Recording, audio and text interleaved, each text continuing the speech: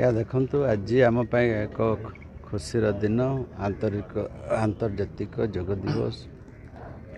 नियमित योग करंतु सुस्थ रहंतु एटा होची मेन ऑब्जेक्टिव।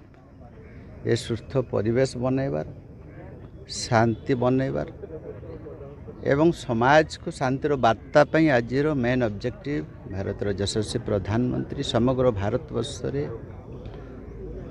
10तम आंतर्जातिक योग दिवस समग्र ओडिशा रे विभिन्न कोणे अनुकूल आज अनुष्ठित होछि। तो आज अवसर आज पवित्र दिन रे समस्त को से गोटे वार्ता नियमित योग अभ्यास करंतु सुस्थ रुहंतु। जे योग माध्यम रे आमे समाज को सुस्थ परिवेश निर्मल समस्त सहित शांतिर वार्ता शांतिर परिवेश बनैया मेन ऑब्जेक्टिव अच्छे।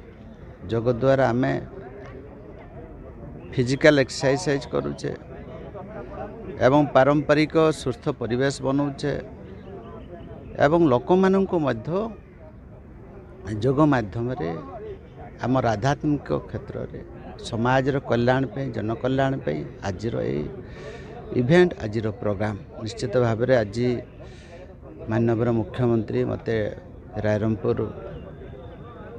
को डिपुटेट कर बहुत बहुत धन्यवाद देवी आपण मान सामना रे। एवं आपण देखिले बहुत संख्यार आज विभिन्न वर्गर